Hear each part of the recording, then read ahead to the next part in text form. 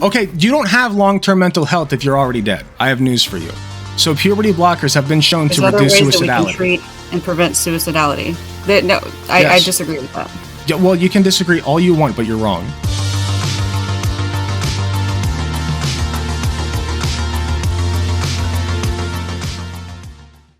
Alrighty, how are you doing this evening? I'm not bad, just bracing for the winter storm that's about to hit upstate New York. Oh, that sounds fun. Well, I'm in Ohio, so I'm in the same general region as you. Hopefully we don't get a whole lot of that, but we'll see. How Ohio. Do you pronounce... Sorry, go ahead. I said it is Ohio. You never know what's going to happen in Ohio, TikTok. Man. It is wild. If the memes are to be believed, we do in fact have monsters running about. It's crazy. So, how do you pronounce your name? Exulansic. Exulansic. Okay, I've been doing it right. Cool. And, sorry, 1 second. Okay, there we go. And I know that you and I were talking on Twitter about stuff. We weren't really, but to say the least, we weren't really getting along that well. We weren't playing nice. So I remember that it started with the thing in Shapeshifter's thread. And Shapeshifter, quite frankly, is a person that I've run into a couple times before. I've been on their stream, and basically I just did like a dissertation on puberty blockers on their stream. And they were, I will admit, very kind in allowing me to do that. They allowed me to do it uninterrupted until I was done, and then they had questions about it. So that was nice of them to do. However, I do take issue with Shapeshifter's posting on Twitter. Because it tends to be a lot of misinformation, frankly. And I know that Shapeshifter has personal experience with detransitioning, but nonetheless, I am an outcome-oriented person, and I just take issue with the way in which they seem to be pushing certain narratives. So, was there anything, before I keep rambling, was there anything specifically that you were hoping to talk about tonight? So my impression was that we were going to talk about puberty blockers, and I know we'd been talking about placebo effect and research into that. I just had an interview with Shapeshifter yesterday too. Also, it was the first time we interacted interpersonally. Shapeshifter does love those interviews. Okay, yeah, we can talk about puberty blockers. I know we were going over like the data and stuff. So, I remember we were having a bit of a disagreement in the thread about the data on it. Now. Mm-hmm. As far as I can tell, the data we have on it, and the data that tends to be like broadly accepted by like almost every medical organization in the country, at least in the U.S., is that puberty blockers lead to good outcomes. So, I am personally of the opinion until we have evidence that indicates otherwise, it seems to be the smart move to go ahead and continue using puberty blockers. Got it. I disagree that we have compelling evidence that leads to good outcomes that exceed what you would expect from any other placebo intervention, and also that they're so profoundly disruptive to normal development in ways that we can't predict because we're experimenting on healthy children. When we do this, we're taking children who are medically healthy and then disrupting their development, that the negative outcomes are legion. Do you consider a child with anxiety and depression to be medically healthy? Absent some medical reason for the anxiety and depression, yes. I disagree. Anxiety and depression are very real. I suppose, I don't know about disorder would be the right word, but the diseases of the brain, essentially, I guess, that require very real treatment with medication. And, for most people, we use stuff like SSRIs, but for people with gender dysphoria, if they've been diagnosed with it, we found that puberty blockers like SSRIs simply won't work unless the other issues, such as like body dysphoria, are addressed. So that's why we have puberty blockers and, testosterone and estrogen for later on, et cetera, et cetera. So in your position is that we're giving this as an anxiety drug, as a antidepressant, but we're giving it to kids who are 11 years old. So we haven't actually tried other interventions to see whether the gender dysphoria is actually perhaps secondary to a treatable cause of depression. We're not giving it as a cure. You're taking it for granted that if they think that they would be happier as the other sex, that therefore we have to get rid of that in order for the depression to alleviate. Perhaps if you treat the depression, they will stop being preoccupied with being the other sex, and then they won't care. Right, but we have tried that, right? Like we've tried the SSRIs and the anti-anxiety and the anxiolytics, And I don't think that anything was given to Jazz Jennings prior to the puberty blockers. well, if they He have been didn't even have a diagnosed with, psychiatric diagnosis.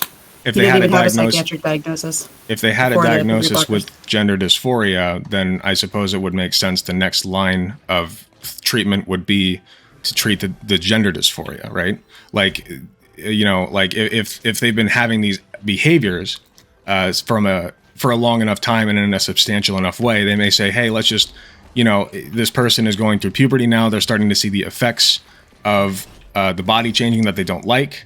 Maybe it's time to start puberty blockers, and that will make the anxiety and the depression go away. Now, I don't know the person you're referring to, but I Jazz assume Jennings that's is I Am Jazz, the star of I Am Jazz, and so he's been on TV, and he was put on puberty blockers at 11. It was had an interview with Barbara Walters around that time when he had the implant put in. Immediately had new onset of severe psychiatric issues, which their position now is that the psychiatric issues are unrelated to the gender dysphoria. And then subsequently was given estrogen and progesterone. And the progesterone also, they decided caused severe issues, so they took him off the progesterone and kept him on the estrogen. And then he was given a vaginoplasty at 17, which failed. And then he was given 2 additional vaginoplasties.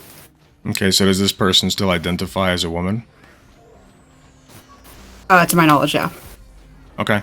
So And is also very obese at this point and has a lot of issues. okay, so it sounds like this person has a lot of underlying conditions then. But all the underlying conditions came after they put the puberty blocker implant in his arm, according to them. Okay, is this happening on like a broad enough scale that we should be concerned about it for most people?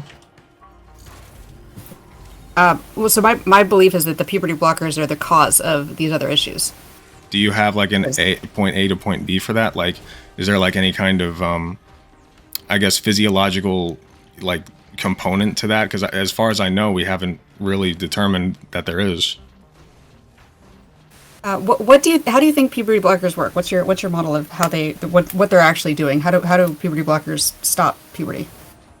I haven't looked into this part specifically, but very much. But my understanding is that they essentially put a pause on the endocrine glands that release testosterone and estrogen and cause the secondary and primary sexual characteristic development that we see in people when they go through puberty.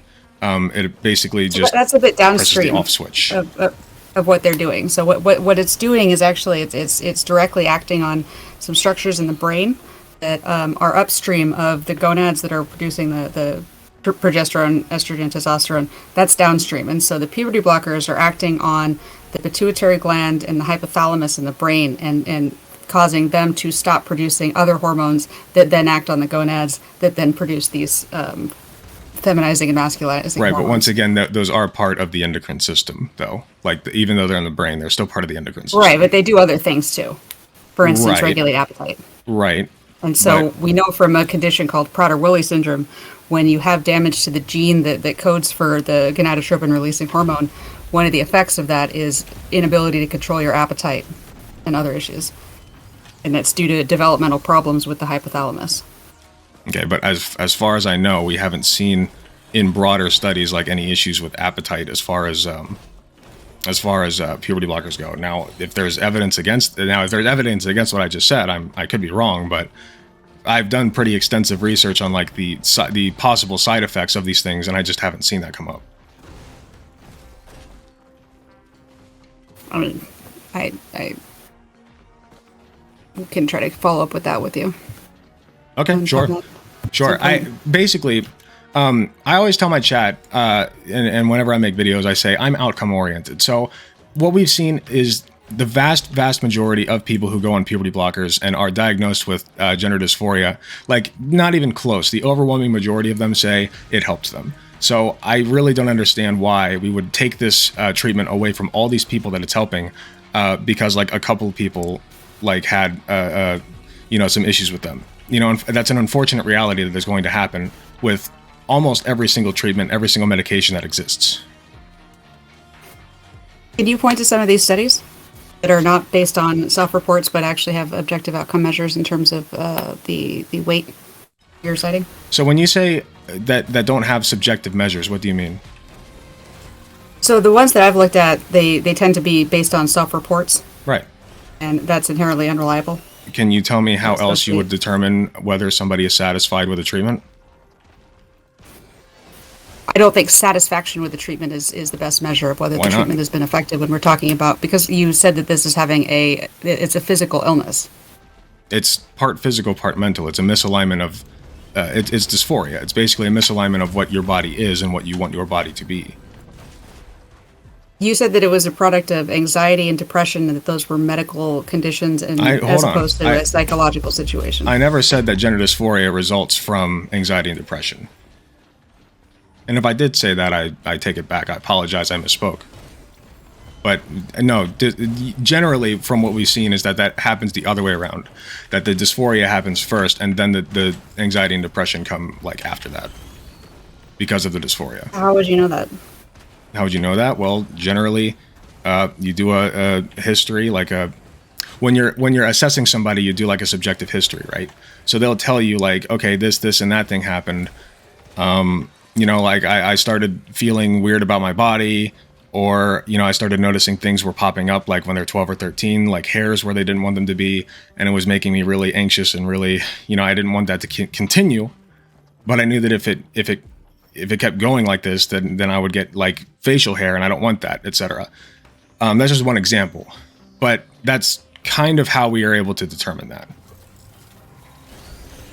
So it's based on their subjective recollections, looking back in a context of a social zeitgeist where there's a narrative about how it's supposed to go, and kids are sharing this information online with each other, and learning like what the story is supposed to be to get what they want, which is this pause button, as you put it. Well, you'd have to Not substantiate having any that. capacity to understand.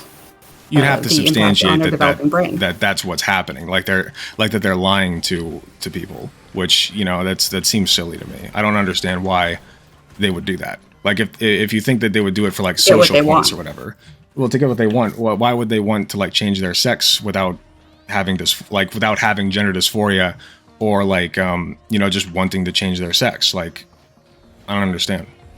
They're angsty teenagers. Okay. They don't want to go through puberty.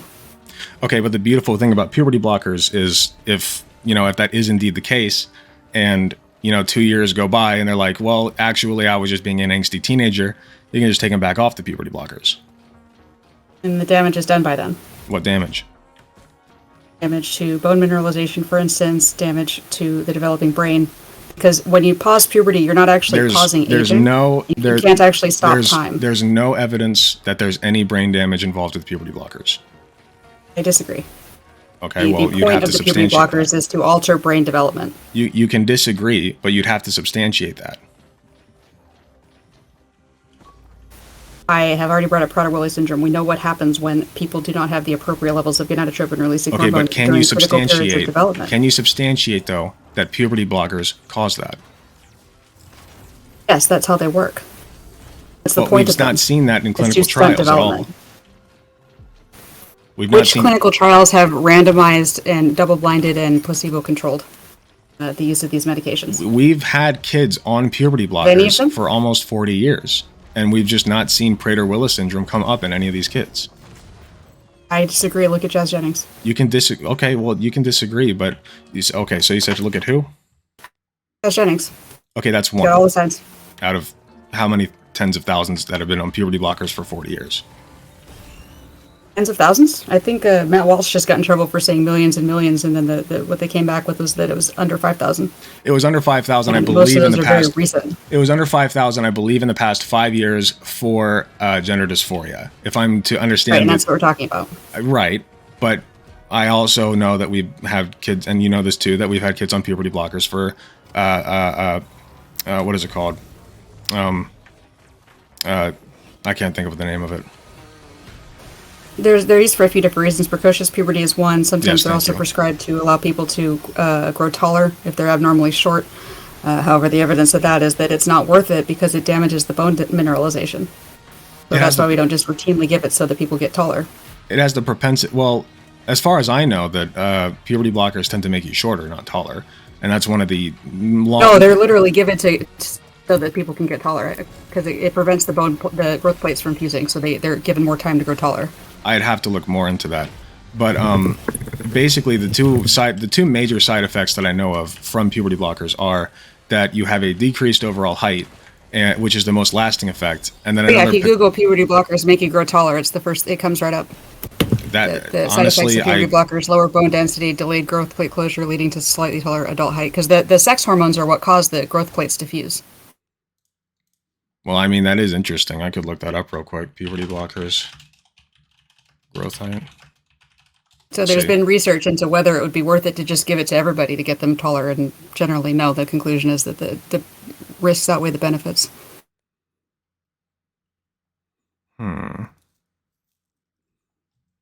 That's interesting because when I look at the data, usually they're shorter. So I don't know how that works. I wonder if there's confounding factors. Like, for instance, the Children's Hospital of Philadelphia's training video that came out seemed to suggest that they know that they're targeting kids who have eating disorders. So I wonder if that might be part of why people who are on this medication tend to be shorter. When you say they are targeting, the medication itself. When you say they are targeting kids with eating disorders, what do you mean? The medical industry that's trying to fast track them onto this and trying to find gender dysphoria where the child's not necessarily presenting as it, right? But it has other issues. I hear this narrative come up a lot that like the medical industry is trying to fast track kids onto this gender thing. Why this? Like, why are we so keen to like trans the kids? I don't understand. It's really profitable once you can get them onto this track. Sure. So is every treatment. That's how the medical industry works. Like you have to pay exorbitant amounts for treatment. I think that they're also fundamentally learning a lot from experimenting on healthy kids. And that's why it's getting covered. Whereas but kids it's who not have actual disabilities may not get their but issues covered. It's not experimenting. If it's something that we've been doing for like 40 years, that we have a bunch of data that we haven't been transitioning children without physiological conditions that are known. Because thinking that you want to be the other sex is a psychological state. Yeah, but a lot of things that are a psychological state can be fixed with a physical change. We know this. Only when the psychological state is a result of a physical problem, which has not been demonstrated for gender dysphoria. That's not always true either. You can fix depression. Like, I don't want to say you can fix depression, but many people can find their depression is improved or lessened by doing things like going outside, exercising, stuff like that. I'm not saying that it's a cure-all, but you know, physical activities or changes can in fact impact your mental state and impact some mental conditions. Can impact it, but I firmly believe that only physical causes have physical effects. Aside from, or even the placebo effect is a physical effect caused by a physical change. It's caused by the release of chemicals. When a child has gender dysphoria, sometimes they've had it since as long as they can remember. Like some of them remember having it at 3 or 4 years old. But when you have depression, that affects your memory. When you have mental illness of any sort, that will affect your But you can have gender recall. dysphoria and not have depression. Like that happens a lot, and it happens a lot, especially when the gender dysphoria is treated properly. It's just that the gender dysphoria... What I'm saying is that when you are remembering something that happened when you were a very young child, that is, you are reconstructing the memory as you recall it. When you remember something, you are actually pulling up the memory in a physical way and reconstructing it, and that's changing the memory every time you think about it. Okay, but and it is easy to confabulate, especially when you're thinking about your early childhood. If there's no objective. But the data says that children as young as, you know, it can go even younger, but for all intents and purposes, we'll say 4 years old, understand gender and their own perception of their own gender. So it's not completely outlandish that a child at 4 years old might, like, who was born male, might then say, well, you know, I actually identify with the female gender. You know, I identify with girls more, and I would like to... So I don't understand. How did we conclude that kids that age understand gender if we're then concluding that kids that are objectively wrong about what gender they are understand gender? Like, what would be the sign that a child does not yet understand gender? You'll have to ask that question one more time. So you're starting from the premise that children understand gender at that age and using that to prove that children who are saying something incorrect about their gender, about which gender they are, that proves that they're correct in some way. They understand the differences. What would show that they don't understand it? So about as young as... Well, apparently they don't understand the difference if they think that they're the sex They they're not. understand the difference, and they want to be treated as one gender over the other, and I don't think that's a problem. Children as young as 1 or 1.5 years old understand the differences between the gender, and then past that point, it's a matter of which one you identify with more. Most people, the vast majority of people, identify with the one they were assigned at birth because that's simply how socialization tends to work. And most people will just naturally fall into that category, and they simply don't mind. There are a small number of individuals, though, that don't fall into that category, that very much identify with the roles and the perceptions that society has of the other gender. And those people, those people are the ones we call trans. And that's not always how being trans works, but in many cases it is. And, those children deserve to have their needs met and their voices heard as far as what they want for themselves and for their future. Certainly they deserve to be treated with dignity and to be treated appropriately. My concern is with people who are ignoring the fact that there are situations such as Munchausen's by proxy, where the parent is conditioning and coaching and socializing the child to behave and talk in a specific way. And I feel like we see plenty of evidence of that on the show I Am Jazz, as well as in other situations. But I see this happen so much more the other direction, where it's like you have a trans child, but you're so convinced against the idea of the child being trans that you try as hard as you possibly can to socialize the child into the gender category that they were assigned at birth.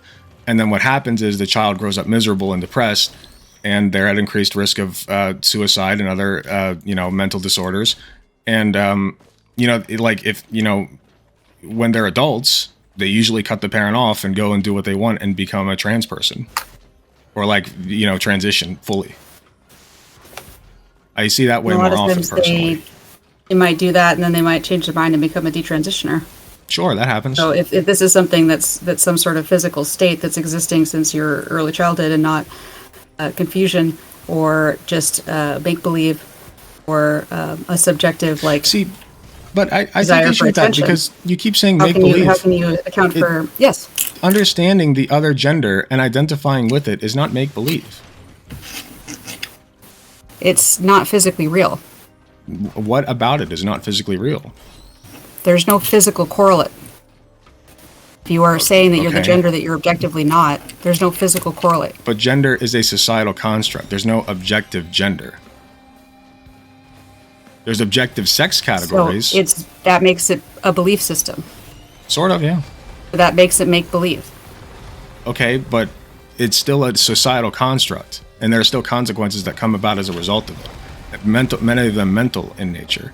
If you're being treated as the gender category that you do not wish to be treated as by the entirety of the group of people who surround you, that's going to have substantial mental ramifications, and we've seen that over and over and over in the literature. I don't see how the solution is conversion therapy, is giving them drugs that will change their brain's development in the hope to make their body match what they imagine will cause other people to treat them differently in the future. They don't actually know what it's going to be like to be an adult. They don't know what other people are going to treat them as an adult. It is all based in fantasy. They don't actually know what it's like to be an adult because they're kids. Okay, they don't know what it's like to be an adult, but kids still also have gendered experiences. And they with those gendered experiences, if they are, if their parents are attempting to socialize them as male and they want to be female, they're going to internalize that. They're going to not really like that, and that's going to cause mental trauma. We've seen this once again over and over in the literature, and the way to rectify it overwhelmingly has been gender affirmation. I don't think that's been shown to be more effective than a placebo. But we don't have any data that a placebo is just as effective as puberty blockers.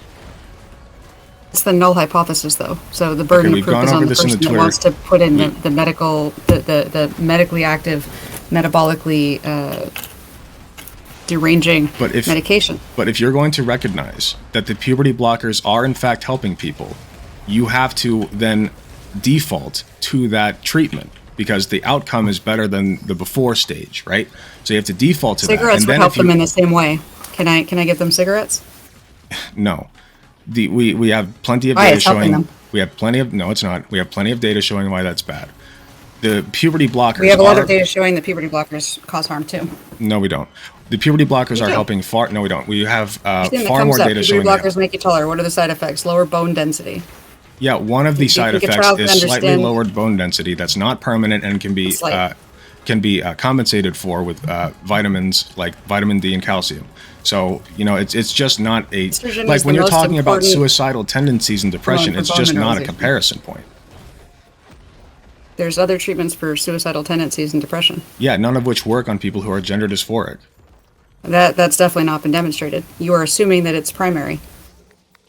I mean, I'm not at all convinced that gender dysphoria is not ever secondary to other conditions. I'm not saying it never is. I'm sure there are. How do you explain detransitioners? I'm sure there are edge cases where it is, but the vast majority of cases we've seen have people who go on puberty blockers and do just fine and better than just fine. They say they feel better than they ever have, and they're so glad that they did it. The vast majority of them say that. And I know that look what happens when they say they didn't, that they had a bad experience. Look at Casey Miller, for instance. Okay, look how people get treated when they say, I made a mistake, I regret it. That what you do is you take that as a case study and you learn from it so that it does not happen again.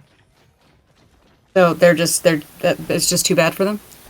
Unfortunately, yes. What if they end their lives? When you're talking about an entire population of people, you are going to have, I mean, this happens in every single medical treatment, and yet trans affirmation, gender affirmation is always held to such a higher standard, an infinitely higher standard that can never realistically be attained.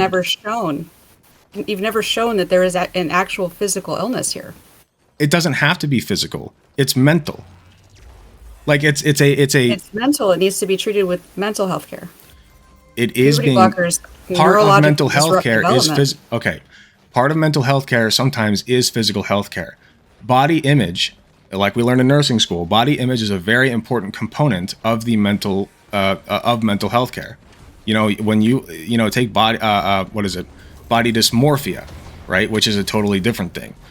People look in the mirror and they may see that if they're anorexic, they may see that they're fat when they're not actually fat. Right? They see things that are there that aren't. No, they don't. They see things. Why shouldn't they get liposuction? Well, but part of their treatment is physical in nature because they are fed, right? They're given a diet plan, and that helps sometimes with the mental part of it. They also get therapy at the same time. I'm not saying trans people should not get therapy. They should, but not to de-trans them.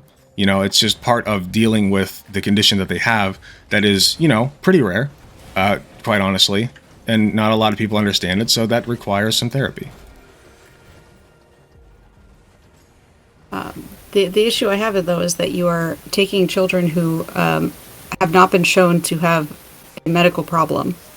They have. You're disrupting the development. No, they're shown to have a psychological problem, and then you are inferring that perhaps there's a physical cause, but you haven't shown that there's actual physical difference. They're having mental distress, which upon assessment is deemed to be caused by gender dysphoria, and the treatment for that is affirmation. There's no physical correlate for gender dysphoria. I don't know what you mean by that. You could point to. I feel like I was very straightforward. Physical correlate of a diabetic child falling asleep is low blood pressure. Or low blood sugar, I should say. That's what I mean by physical correlate. They're having mental distress. I don't care about a physical correlate. They're having mental distress, and they're telling us... You're physically changing their brain and their genitals in a lot of these cases. When you give a girl testosterone, that physically changes her external genitalia permanently. Well, that's kind of the point, is it not? Like, that's one of the things we have laws against modifying the external genitalia of minor girls in this country. In the case, there are laws against many things that I think are stupid. In the case of this conversation, I don't really take law that heavily into consideration. I'm talking about medicine. It's also against the law to do drugs, all right? But I still treat drug users, even if they were never caught and detained by the police. Like, my point is, what is going to ultimately cause the best outcome for patients is what I care about doing. That's what I want.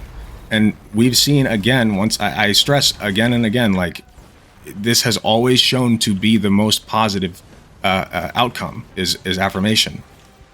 Because you write off the people that have bad outcomes and say, oh, well, it's a case study, we should just learn from No, that. because but they're you in don't the really care overwhelming about, minority. having a good Let me put it reason. this way. I don't think so. Yes, well, you think can it's a think matter that's a of very time nice because thought it's a you have, fad. It's a but very that's the explosive reality. fad. But you're ignoring reality. I put it this way. People who have been decapitated by seatbelts are in the overwhelming minority of the population, okay? That doesn't mean they don't matter. They just happen to be in the overwhelming minority. That doesn't mean we strip all vehicles of seatbelts. That's silly. Like, why would we do that? We have a logical reason why seatbelts help. We have a physical correlate to how seatbelts prevent we certainly do. injury. We don't have a physical correlate to how enlarging the clitoris We have data of a 14-year-old showing that it improves helps. outcomes. Not beyond the placebo effect, because there has not been double-blind placebo. But you have to show me that we have reason to believe. We know what puberty blockers do. They stop the physical effects of puberty. So why would a placebo work just as well? Because it is not about changing the puberty that you're actually treating. There's nothing wrong with the actual puberty processes. The problem that you're trying to treat is their subjective sense of well-being. What's wrong? That's why the placebo might be just as effective. What's wrong with the puberty process is that this 12-year-old trans girl does not want to start growing a beard. That's what's wrong with it. And I think that's fine. Just as an example. Like I don't think that a 12-year-old understands the long-term consequences well enough to be able to consent to that for the short-term benefit of having less facial hair. Would you say that about chemotherapy? If a child did not provably have cancer, yes. Yes, absolutely. I would say that we shouldn't give chemotherapy to a child. Just as much as the child you have not has shown gender the child affirmation. has cancer. Huh? There's no physical correlate for gender dysphoria the way there is for cancer. I don't. But you keep saying physical. You keep saying physical correlate as if that means anything. Yes. It doesn't. It does. I told you. If a child does not have cancer, the risks of chemotherapy I told you. absolutely outweigh the benefits. Hold on. I told you. I'm outcome oriented. If your overall sense of well-being and freedoms are improved by a treatment, I'm going to say, yeah, do the treatment. I don't give a shit about like this physical correlate you keep going back to. I don't know what that means and I don't care. Like, it doesn't matter. If they don't have cancer, the risks of chemotherapy actually do outweigh the benefits of chemotherapy. You're right. If they do have cancer, the risks of chemotherapy might still outweigh the benefits depending on the chemotherapy, depending on the cancer. You actually need to have a physical correlate. Yes, and it all needs to be assessed. It's not based on their subjective sense of well-being. By a team of healthcare professionals, which is what's done with puberty blockers as well. We do randomized placebo-controlled clinical trials for chemotherapy. Why hasn't that been done with puberty blockers and gender dysphoria? It's still relatively new, and I do look forward to the point when we do have that. If it's so new, it should have been done first. Why did we skip that step? I don't have an answer for you for that. I don't. And they didn't have an answer in Florida either, and that's why they stopped doing it. Huh? They didn't have an answer for that question in Florida either, in the Florida medical boards. Florida is owned by Ron DeSantis. I don't care what Florida does. We can saw it off for all I care. Like I said, just because we don't have a placebo-controlled study does not mean that the studies and the data that we do have are just all bunk. They're not bunk. That's what we have. And that's what we have to go off of. And I do want a placebo-controlled study, by the way. I do want one, and we will get one, probably. You know what, Jazz Jennings' vaginoplasty failed also? You keep bringing up this case study as if it as if it means anything in the overwhelming face. Well, it would apply to other kids too. The vaginoplasty failed because the puberty blockers prevented the genitalia from developing. Okay. So let's say you have this proverbial 12-year-old trans girl. Someday she wants to get a vaginoplasty. Okay. So how is she going to get the vaginoplasty she wants if she's consenting to have the puberty stunting of her genitals? She can't imagine that. You're bringing up a very good point. Because it's true that puberty blockers do reduce the size of the external genitalia of young people who were born male, right? That is true. So there are a couple of answers to that. One is that you explain that to the family and you take that into consideration as a healthcare team and you say, hey, these dysphoric effects are bad enough and we do anticipate that this child will have far fewer complications in the long run and fewer surgeries, mind you, such as facial feminization, if we do the puberty blockers. And another answer to that is we are actually moving toward sigmoid vaginoplasty, where we take a piece of the colon and we make that into the vagina. Well, that's what Shapeshifter had, isn't it? I am not Didn't sure. work. Yeah, Shapeshifter had a colon vaginoplasty after the first penile inversion vaginoplasty failed. Okay. Ended up with a pretty awful fistula.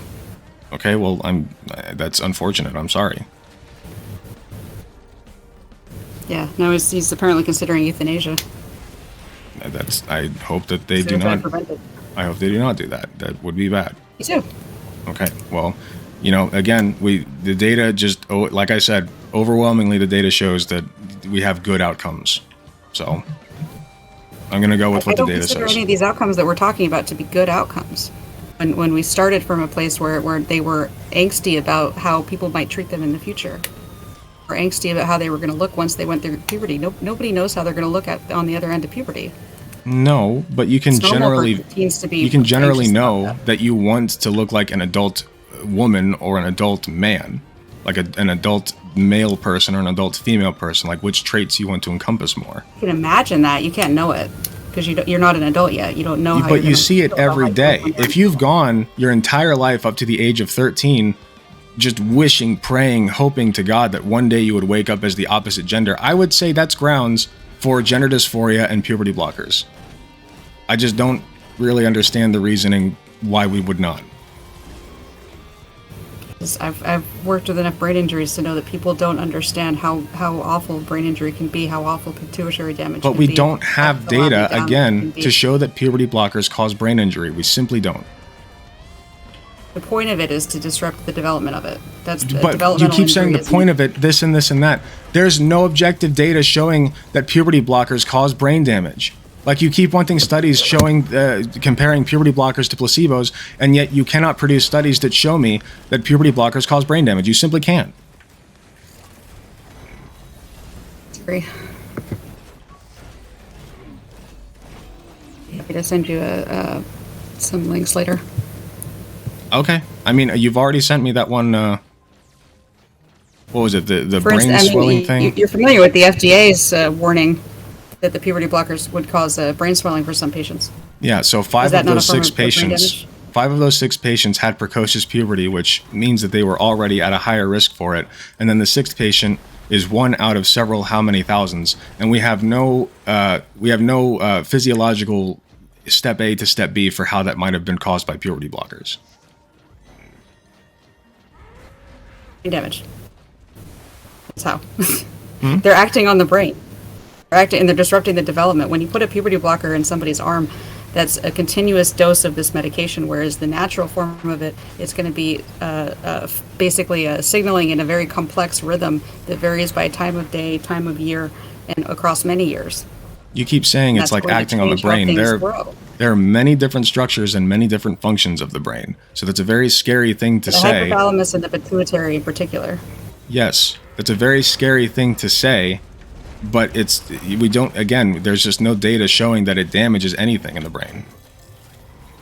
So you can say, well, it's just common sense. When you're presented with data, you say, well, it's not enough. It's like you say there's no data, and You then give you're me given case data, and studies. say, well, it's not enough You give me data. single examples. You give me anecdotes. That's not data. That's what you're giving me too, because you've No, it's acknowledged not. that there's I've given you placebo-controlled ample randomized studies. clinical trials. I've given you ample studies with thousands upon thousands of trans people. Now- More case studies. Case studies don't add up to a randomized clinical trial. Wait, the what are you fact that talking you're about? giving me case Thousands of studies is bad. people. No, studies on thousands of people is not 1,000 case studies. That's one study. What is the difference between a case study and a bunch of case studies added together?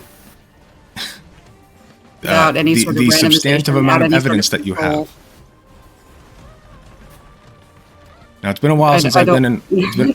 It's been a while since I've been in biology or medical school, but I will say, if I recall correctly, an anecdote/case study is a lot lower quality of evidence than having like a study full of like 1,000 people.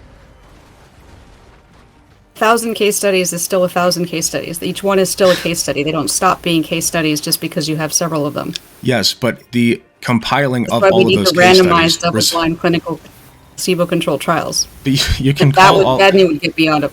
But study. all you're trying to do is make it seem like my data is just as or less substantive than yours, and that's simply not the case. There are so many more people that have been studied on my side of things, and by that I mean like the data that I have shows far more people who are helped by these procedures than people who are hurt. Far, far, far more. I think it's like 1% of all trans people. Less probably, I think. I'd have to look at it again. End up regretting like their procedures, and the ones who end up detransitioning, the vast majority of those people do so because of social consequences, not because of external consequences, not because of internal. So you just don't have these talking points. I'm skeptical of them. You're skeptical of them?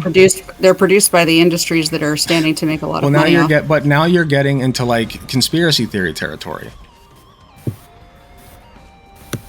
Are we not talking about a group of medical organizations? Yeah, we are. Do you not trust them? On this subject, no, not really. Do you trust them on any subject? I trust good science, which looks that means nothing to me. Do you trust these medical industries on any subject? I do. A lot of subjects. Okay. Other subjects. Why those other subjects and not this one?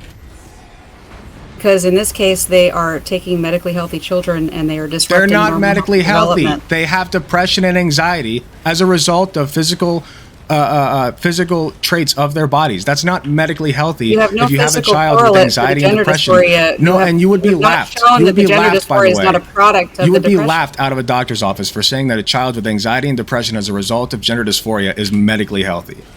But how is it a result of that and not a cause of it?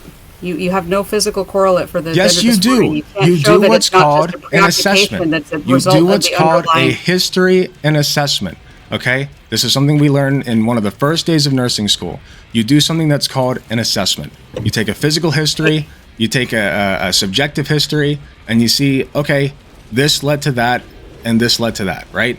So vibe check. It's what the patient thinks is the cause of what. What do you think? How What do you much think a pain mental scale health is? Do you know what a experience pain do you scale is? Do you know what a subjective Do pain I know scale what a is? pain scale is? I'm in severe pain every day.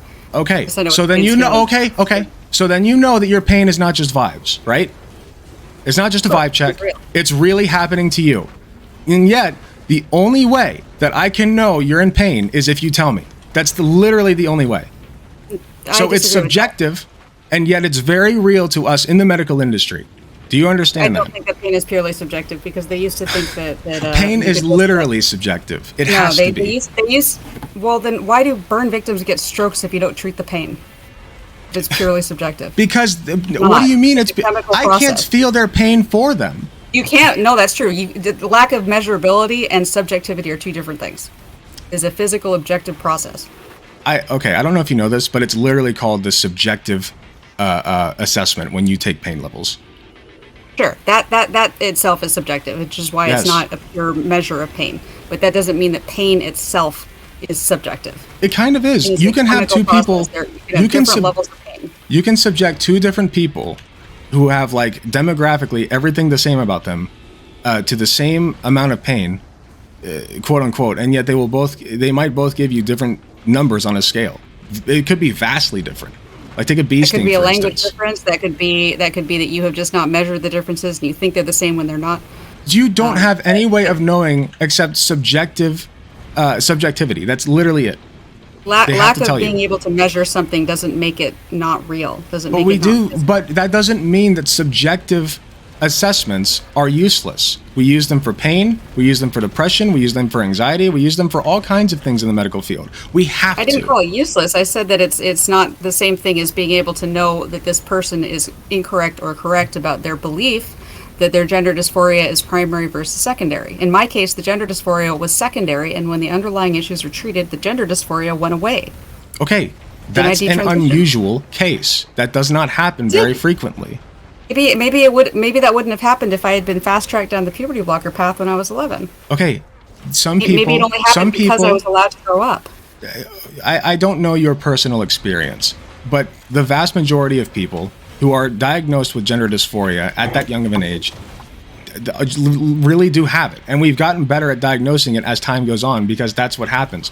We look at the data, we go back and see, okay, what went wrong and where, and then we learn from it.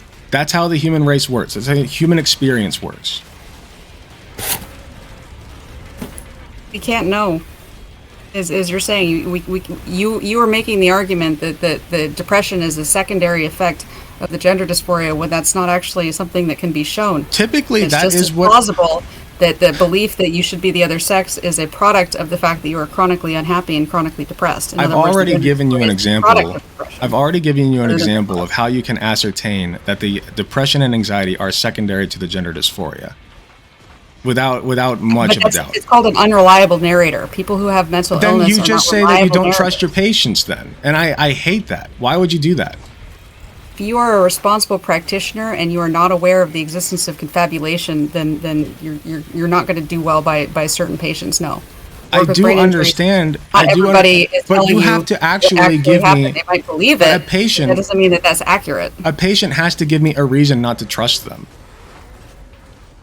You should have the understanding as a clinician that a patient might be an unreliable narrator, and your knowledge of how mental illness works and how brain injury works. And I just said, I could have that, but my default is trusting the patient. And is a sign, as you said, if somebody has gender dysphoria, if somebody has depression, that's going to affect their perceptions. That's going to affect their memory. We know that depression affects memory. It looks the same as dementia. But you're just but we don't have any data to that would tell us that we should stand by what you're saying, because the data that we have shows that affirmation works. You say it works, but we know that you don't have any evidence that it works better than acupuncture. They say it works. They say that their mental health outcomes are better. And they would be better from acupuncture too. It would be better from all sorts of interventions that would be less harmful. Okay, well then go find the evidence showing me that acupuncture is just as effective as puberty blockers. And once you find it, I will cede that argument. Huh? It's the idea that a placebo is effective. You clearly have no idea how research works. What did you major in? What is your background? I have no clue. You keep saying the null hypothesis, that if that means anything to me. The hypothesis that you are posing. Hold on 1 second. Hold on 1 second. The hypothesis you are posing to me is in direct contradiction to the current available medically backed and scientifically backed treatments that have been shown by almost all of the literature to help people. The literature that does not support that shows that it has a neutral effect. Almost all the literature shows that it helps people. Hold on 1 second. I'm not done. So your responsibility in this scenario, if you want to tell me that I can't think of the word now, that another treatment would work just as well as puberty blockers, you have to show me that. You have to substantiate that if you want to stop the treatment with puberty blockers, placebos. The claim that puberty blockers are more effective than an equally elaborate placebo has not been demonstrated because the placebo trials have not been done. But puberty blockers have still been shown to be effective. So you still have to show me. Would be. So the null hypothesis is that the placebo effect would happen from other placebos. So you're going to then sacrifice the mental health. You're going to then sacrifice the mental health of thousands, probably tens of thousands of trans kids. If I had to guess how many are not currently receiving treatment, just because we don't have we haven't tested a placebo yet. I'm protecting the long-term mental health. Despite the fact, brain's development. Okay, you don't have long-term mental health if you're already dead. I have news for you. So puberty blockers have been shown to reduce suicidality. That we can treat and prevent suicidality. I disagree with that. Yeah, well, you can disagree all you want, but you're wrong. I mean, you can say that all you want, but you don't have the evidence. Yes, I do. I literally have it. Trials have not happened. No amount of evidence will ever be good enough for you, because this isn't about the evidence. No, this isn't about exactly what evidence would be good enough for me, which would be a double-blind, randomized, placebo-controlled clinical trial. I know, and then once we have that, the goalpost will shift again. You have no reason to assume that a placebo. Attacking me at this point. Well, I kind of have to. I don't have any other choice because we're just going in circles at this point. The only. I think you're mad that you don't have the evidence that you need to have. You want to shift the burden to me. You want me to prove that it's not as good. Don't make me pull it up on screen. Come on. What up on screen? Puberty blockers. NCBI. Review puberty blockers for transgender and gender diverse youth. Randomly We're looking for a study that randomly assigns half of a group of gender dysphoric kids to the puberty blocker arm of the treatment and half of them. You can say that we don't have your very special little study all we want. We have so much clinical evidence. It's the gold standard. So much clinical evidence in favor of this treatment. I get that. We have so much. Had that for lobotomy too. Huh? Had that for lobotomy too. Why do you think it got a Nobel Prize? It had all this clinical evidence. We did not have any. What was the evidence? That it helped clinically. We had all of the medical providers how? What was their standard of measurement? That it reduced symptoms, quote unquote, reduced hysteria, quote unquote. Was that what it was? Or did they actually ask these women, hey, are you happier? I got news for you. They couldn't literally ask these women because these women were brain dead. So we actually asked people who were on puberty blockers, did it make your life better? And they said yes. Why are you going to tell me they're wrong? Because you haven't controlled it against the placebo. They know what group they're in. Mm-hmm. Know they got a puberty blocker. Mm-hmm. And it helps them. So I would like to know whether they would say the same thing if they had an equally elaborate placebo treatment and did not know which treatment arm they were in. I would like to know that as well, but we don't have that data. And well, we should have had that before we started giving this as a treatment. It's unethical to what we're doing. Until we do have that data. We skipped over a step. It doesn't matter. Like, I don't know if that's the case or not. We're going to have to live with the long-term chemical lobotomy induced by these drugs. The chemical lobotomy. Okay.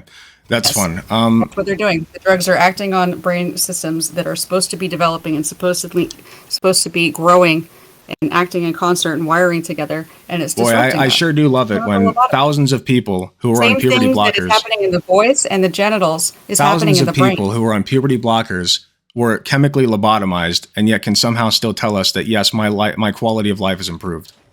That's crazy. Lobotomy is a spectrum. Okay. All right. Fun fact, sometimes lobotomy is actually medically necessary. They do lobotomy for epilepsy. I understand that. They do lobotomies on half of the brain. The disease they're trying to treat. They do lobotomies on half of the brain. I've treated patients who had half their brain. Yeah, I've treated patients who had half of their brain removed. Very fascinating to work with. Yes, and it's unfortunate, but if you're having a seizure disorder that's literally keeping you from being able to do anything, there's really no other choice. But anyway, my whole thing is. She had a stroke. Huh? Don't put in the case I'm talking about. She had a major stroke, so her artery ripped open. But she had to have most of her right brain removed. Well, that's very unfortunate. But I don't think we have any evidence that puberty blockers are doing these to these people. That's how they work. You keep saying that's how they work, but again, we have almost 40 years of people having used these drugs, and we have no evidence that happens. For this purpose. And then we're giving them cross-sex hormones too, which also change the size and shape of different areas of the brain, as well as the entire brain. Did you know that cross-sex hormones that are naturally produced by your body anyway at a far younger age, mind you. Your body makes formaldehyde. Huh? The fact that your body makes formaldehyde. The fact that your body naturally produces something doesn't mean that it's good to be taking in cosmetic doses. Okay. Especially when it's the opposite sex. But if you're suppressing one from one sex and giving them the one from the other sex, we're biologically the same. Like people who are born male and born female are biologically very similar. Not really, no. You act like my problem is TERFs always act like we're like different species. Like men are like these big gigantic lumbering gorillas, and we need like 5 different teeny tiny women's kidneys in order to make even half of one of ours function. That's just not the case. We're so genetically similar that like putting a different sex's kidney into somebody as a kidney transplant will make it more likely the organ will fail. So that's a known thing. Cross-sex organ transplants are less effective. Okay. I mean, I haven't looked into that personally, so I wouldn't know. The male pancreas needs testosterone to function effectively. But here's another thing. Here's another thing. When children are pre-pubertal, they literally have almost no physiological differences other than their sexual anatomy. Like, that's literally true. I disagree with that because children have already had the fetal puberty, as well as the mini-puberty of infancy. So they've already gone through 2 periods of heightened HPG activation, hypothalamus pituitary gonadal activation, where they've had heightened levels of cross-sex, not cross-sex, but their sex hormones. I didn't say there's zero there's difference. I said mini-puberty there's infancy. very little difference. It's almost like... It's superficial. They look superficially similar, but there is a profound difference. Well, yeah, there's one who's male and one who's female. They have the anatomy to show that. I understand that. But I'm saying they're similar enough that we've determined through data, we've determined through research and data, that we can safely do these procedures on them that lead to better outcomes. I disagree. We've determined that, and you've agreed that we don't have the placebo-controlled trials to even show that it's more helpful than a placebo.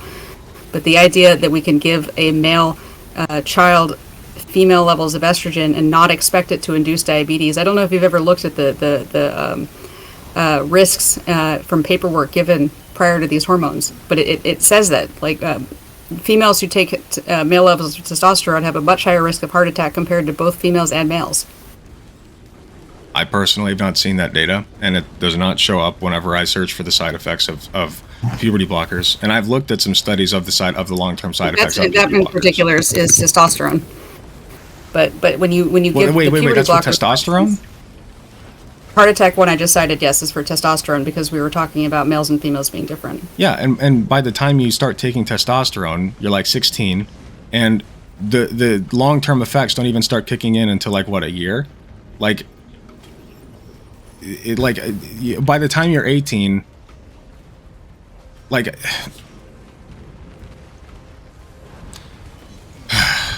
I just... my whole point is, I'm at a loss for words because again we just keep going in circles. My whole point is we can only go off of the data we have, and that's the data we have, is that this is the proper course of action for these people, and it's shown to work. We don't have data that shows that it's more effective than less harmful interventions. We have data to show that it reduces suicide. Yeah, I think that's pretty important. This is big brain time. I haven't seen any data that shows it reduces suicide. I've only seen self-reported claims from people who are still alive that it reduced their obsessive thinking about suicide. We do have to ask the people who are dead. You're right. Okay, it's been about an hour. I'm just saying, I'm brain you dead. can show that it reduced suicide by looking at actuarial tables and actually showing that it reduced actual completed suicides. But I haven't seen that. I've only seen subjective reports that it reduced obsessive thoughts. If such data exists, please send it to me. I'm just telling you, I haven't seen that. Those are two very different claims. Reducing obsessive thinking about suicide and reducing suicides are different things. If you're reducing suicide attempts, that's based on self-report, so it's less reliable than actual completed suicides. You keep saying it's based on self-reports. It's based on self-reports. You're saying all these people are lying. I'm saying that you can't equate reduction in obsessive thinking about suicide and reduction of whatever they consider a suicide attempt. You are saying these people actually reducing suicide. You're saying all these people are not being truthful in their self-assessments. All of them. They're not omniscient. That's conspiratorial thinking. They don't know what would have happened on another timeline. I guess they don't. They don't know what they would have done on another timeline. I guess they don't. If you had a large population and you looked at the number of completed suicides with and without puberty blockers, that would actually be a little bit more compelling that this somehow reduced suicides. I think we do have that data that it reduces. We do. I'd be interested in looking at it. That people who take puberty blockers have less suicidal thoughts and tendencies. But changing your thoughts and changing your behavior are different. But here's the problem: is there's no way to prove this to you then, because if you're not believing these people reporting that you would have a number of predicted suicides and then the number of actual suicides, and if the number of actual suicides was lower than what you would predict. But the predictive suicide model will never be enough for you because you'll always say that that's based on self-reporting. Oh, because it would be based on actual completed suicides. What is this? Using a cross-sectional survey of 20,619 transgender adults, blah, blah, blah. For a study in which we've associating between access to pubertal suppression and suicidality are examined, there's a significant inverse association between treatment with pubertal suppression during adolescence and lifetime suicidal ideation among transgender adults who ever wanted this treatment. So 16 point... Huh? Thoughts, then. Say that again? They're telling you that their thoughts changed. They also know what kind of study they're participating in. 20,619 transgender people, and 16.9% of those said that they wanted pubertal suppression as part of their gender-related care. They have the male and female split, what they were assigned at birth. And it says, after adjustment for demographic variables and level of family support for gender identity, those who received treatment with pubertal suppression when compared to those who wanted pubertal suppression but did not receive it had lower odds of lifetime suicidal ideation. What is the objective measure of it, though? What is the connection between ideation and actually ending your life? Because are you asking me what the association... I just want to make sure I understand your question. Are you asking me what the association is between the ideation of suicide and completing suicide? Is that your question? One question, yes. Is that a real question? Yes. A lot of people are very preoccupied by thoughts of suicide who never attempt and never complete. Yeah. And we're looking only at people who have not completed. Ideation. So that is a biased sample. One of the risks of ideation is completed suicide. We know this. One of the risks of a lot of things is completed suicide, who might not necessarily be ideational. Because if people who are chronically suicidal, they might have developed skills that allow them to not act on those ideations, whereas somebody who's never been suicidal, maybe the first time they get an impulse, they act on it. But that's why I mean it's not necessarily predictive. It's not going to be perfect. You're asking for perfection. When all we have to go off of is subjective measures such as suicidal ideation, we have to take that. Why can't we use death certificates that say suicide to show that a population had more suicides or less suicides than you expected? How would this study go down? You would take all the whole population of that were, for instance, diagnosed with gender dysphoria, and then you would compare the population of the people who were given puberty blockers and the population of people who weren't. You would project how many suicides you would actually expect, and you basically compare them and see whether there was a lower rate of suicides in the puberty suppressed group. People who are diagnosed with gender dysphoria at a young age typically have parents who are affirming. So it's a little bit tough to do that. I don't understand why that would be tough to do that. Are you saying that there's some other placebo treatment that might be better than puberty blockers at preventing suicide that's confounding the data? No, what I'm saying is if you were taken to a professional and diagnosed with gender dysphoria and your parents are like, oh, okay, we're going to let you live as the gender that you want, and then they end up going on puberty blockers as per the medically standard treatment, it's tough to discern how many kids had gender dysphoria who committed suicide. You know what I mean? Like in a study. Okay, so we don't have the data, is what you're saying. I didn't say that. I said the best data that we have. Suicide. The best data that we have shows that puberty blockers decrease the likelihood that you are suicidal ever, because there are people who are adults now who either wanted puberty blockers and got them, or wanted puberty blockers and did not get them. And you can compare those two groups with their suicidality.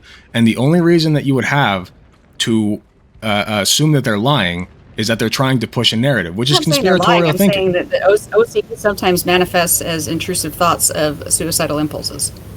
That's what I'm saying. I'm not calling them liars. I'm saying that you can have obsessive still a good thing if we reduce that. Without ever acting on it. But it's still a good thing to reduce that. I'm not saying that people with OCD shouldn't get treatment.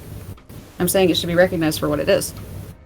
Gender dysphoria being recognized for what it is and given the proper treatment, which in this case is puberty blockers.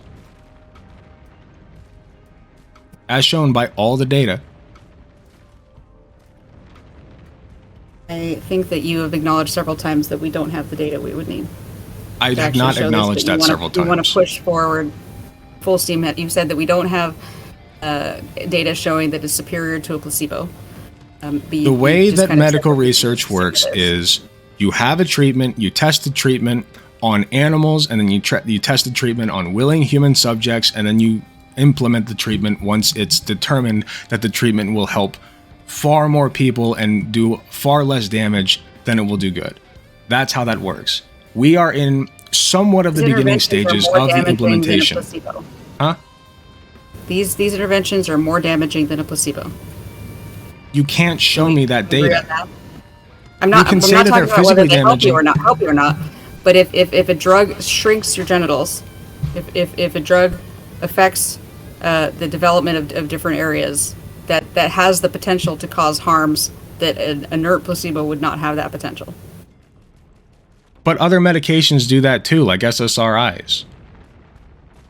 Like sure. they have other effects like that. SSRIs can make you obese and subject you to medication in children. Huh? No, I'm not a huge fan of that in developing children. Well, some children need SSRIs.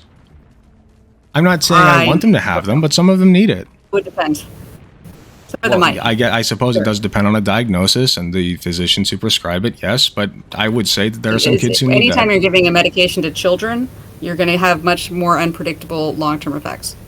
I understand that, but with pubertal blockers, you don't really have much of a choice. It's either give them at that age or it's too late.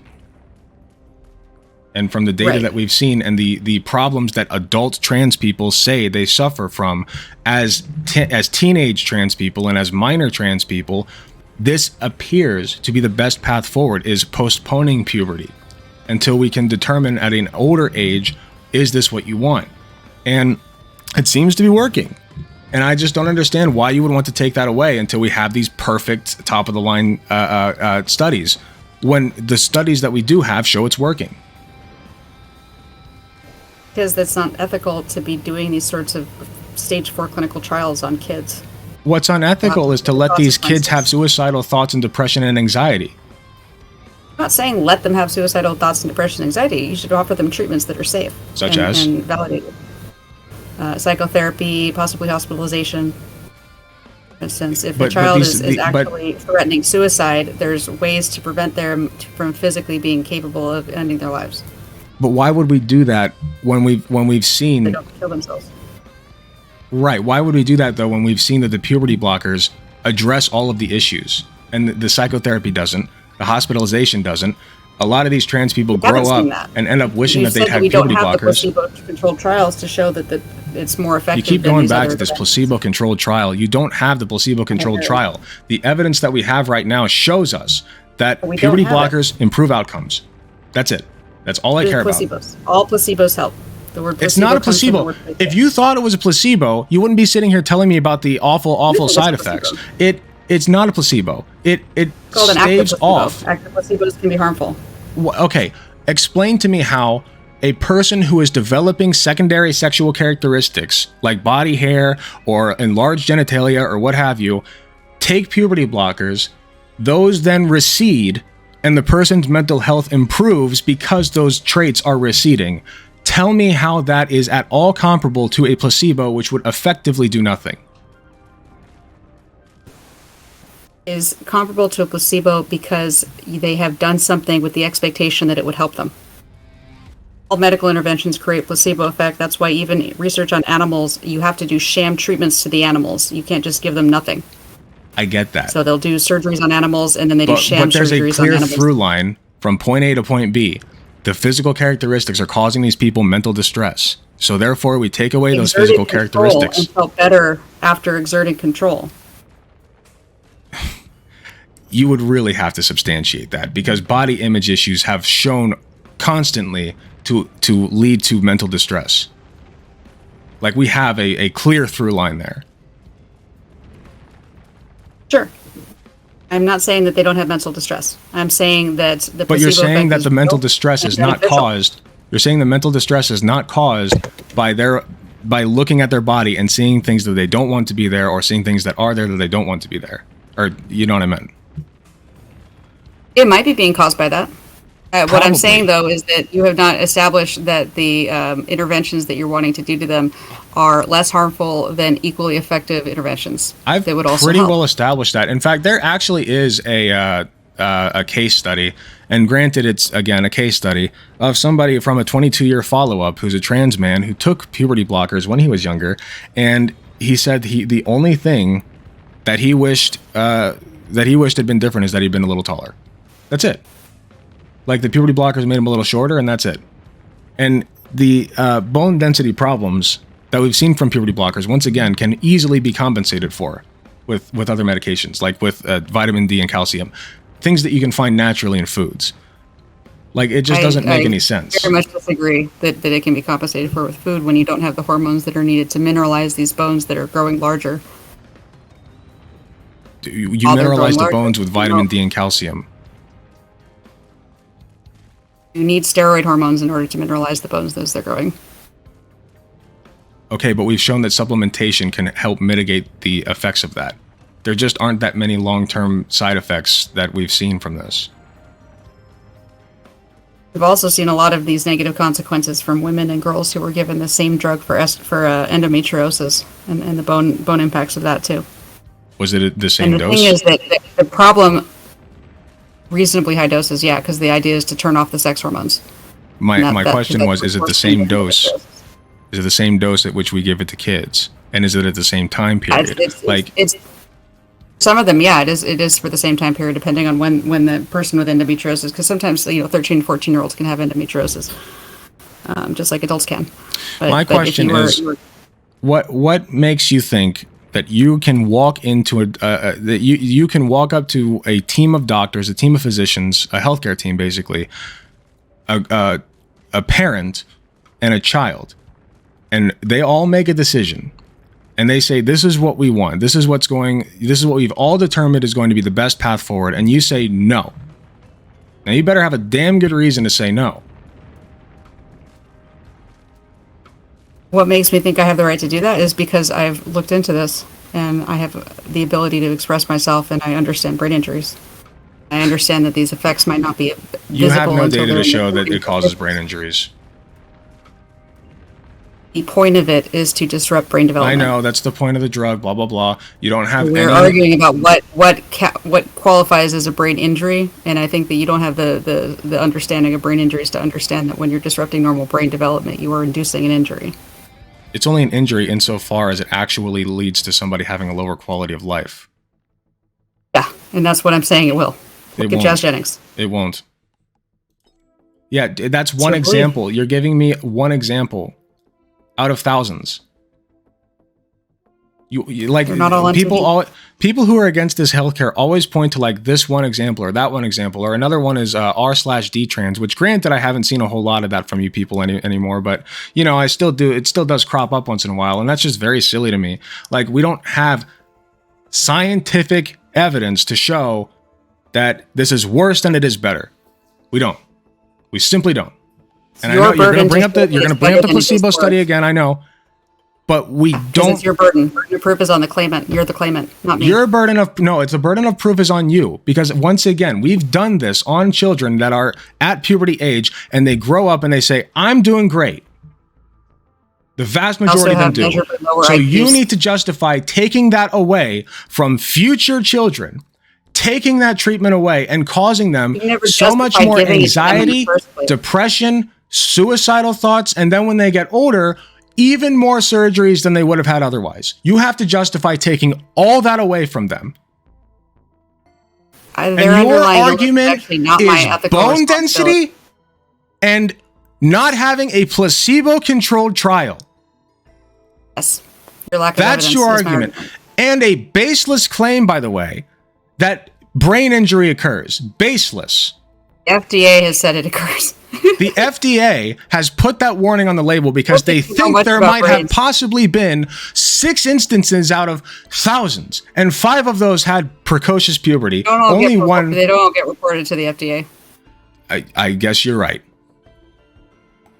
There are probably millions of children that have been hidden with these cryptic brain injuries. Probably some we've never heard of even.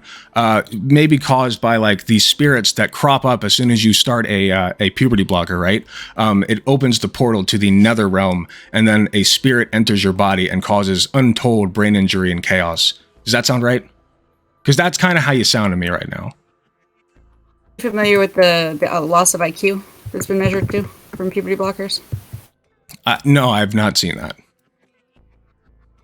You would I know that temporarily puberty blockers can cause a short period where the IQ is lower than it would be otherwise at that age.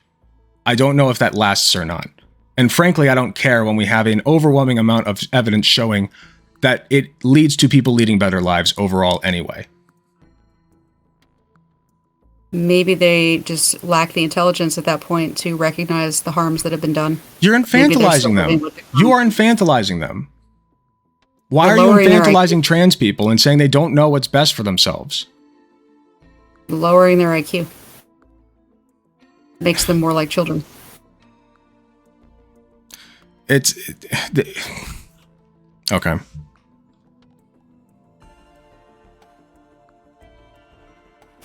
And we're also talking about children. Not adults yet. I understand. We'll have the right to grow up. Again, I stress to you, most children know their own gender identity and which one they identify with more by the time they're about 4 years old.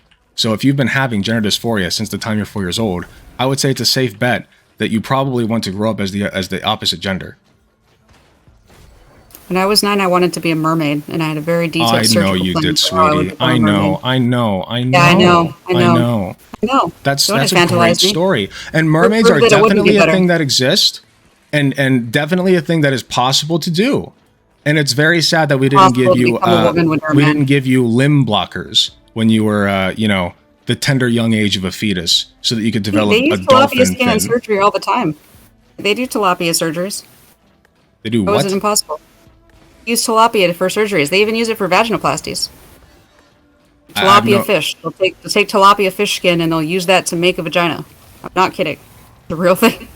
Okay. That's not making them a mermaid. Why are you trying? It would have made my life so much better. Why are you trying to take that away from me? I know it would have. Yeah, that's such a great point. Telling you it would have reduced my suicidality. That's such a good point that you made. It's very good. I think we've reached a natural conclusion. I'm going to go ahead and end this call. You have a great night. All right. Jesus Christ.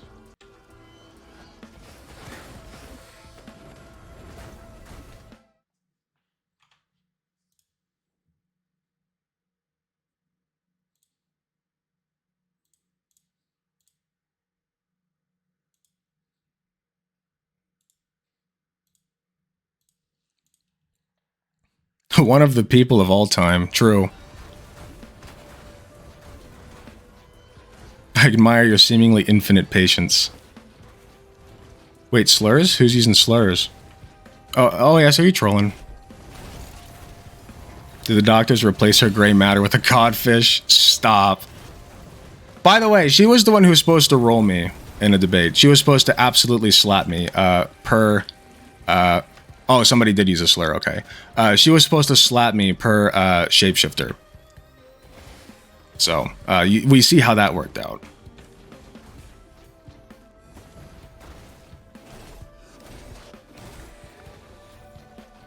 I'm telling you, if you stick by... Yeah, shapeshifter is we recently did a video on them. If you stand by the premise that you are outcome oriented and that the data reflects the overwhelmingly positive outcomes of these treatments, you can't lose. You can't. You will forever and always win because it's just correct. And they'll always have to like face down your articles and say this one's not good enough and that one's not good enough and what about this thing that you don't have? What about that thing you don't have? When at the end of the day, even if you had every single shred of evidence that they asked for in exactly the format that they asked for it, they would move the goalpost and say that's not real. They'll always do that. She asked me for non-objective evidence, non-subjective, mind you, objective evidence that somebody's life is better. Objective evidence. When all somebody has to do to tell me that their life is better as a result of a treatment is to just tell me. So you are literally a conspiracy theorist if you're saying that all of those people are simply lying to push a narrative. You are a conspiracy theorist. You might as well be a flat earther at that point. Okay? Like, I kept my patience for so long during that, but there reaches a point, man. A man can only take so much. She crazy? Like, there's a reason we can't give a placebo versus HRT to literal trans people. People won't do this shit to cis people. Why are we any different? That's true, actually. There might eventually be a placebo-controlled trial. There might be. You would have to... but again, like that, the whole process for like even, you know, allowing kids to be able to do that is not something they'd agree to. It's simply not. Like if I said, okay, we have this placebo-controlled trial set up, how do we recruit patients? They wouldn't want to do it based on their assertions that like kids can't consent, you know, they can't do it. It seems unethical. There is an ethical way to do it. And I do genuinely want placebo-controlled trials. I do. You know, one of the shortcomings that I feel like people have when they debate this stuff is they act like they don't want more data. You know, I do want more data. I always want more data. I'm frothing at the mouth for more data. And these other people are like, well, that's not real data. That's not real. This isn't real. That isn't real. Anything they don't like isn't real, but the case studies. Oh, the case studies are real. Oh, those are really, really real. Oh, that one thread from r/d trans. Ooh, that's as real as they come, baby. Like, it's nonsensical. And I am very scared that that person's involved in medicine, by the way. Just saying. Anyway, I'm going to do my sign off for YouTube. If you're watching this on YouTube, thank you so much for watching. Please remember to hit like if you enjoyed the video, subscribe if you want to see more.